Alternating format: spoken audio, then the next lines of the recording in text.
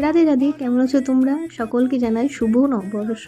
হ্যাঁ, আমি জানি অনেক লেট হয়ে গেল আর কি আমার নববর্ষটা।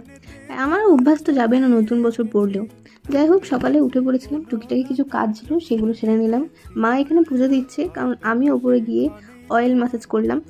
আমি আর মা যাবো রাধাবল্লভ বাড়িতে পুজো দিতে। তো যতক্ষণ অয়েলটা বসছে আমি মেকআপের, তারপরে ড্রেস কী পরবো সেগুলো সব বার করে নিলাম।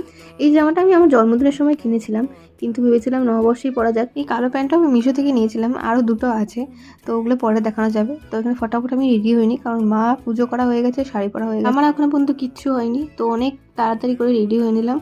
আর ভেবেছিলাম হয়তো খুব ভিড় হবে, কিন্তু একদমই ভিড় ছিল না। যাই হোক, তো তাড়াতাড়ি পুজোও হয়ে গেল। তো অনেকক্ষণ একটু বসলাম, চারপাশটা ঘুরলাম, আর মাকে বললাম আমার কটা ছবি ভিডিও করে দিতে। আমার মা কিন্তু ছবি ভিডিও ভালোই করেছে। তো তোমরা যদি না দেখে থাকো আমার ইনস্টাতে গিয়ে চেক করতে পারো। আমাদের এখানে ছবি তোলার সঙ্গে সঙ্গে দেখছি অনেক মানুষ পুজো দিতে আসছে। তো এবার যেতে আমাদের বাড়ির উদ্দেশ্যে। তার সময় দুটো চপ নিয়েছিলাম আর একটা কর্নেটো নিয়েছিলাম। এটা কিন্তু একদমই ভালো খেতে না, মানে চকলেটের টেস্টে আসছিল ওই আইসক্রিমটার। তো ওই আমার মোটামুটি লেগেছে, অতটা ভালো লাগেনি।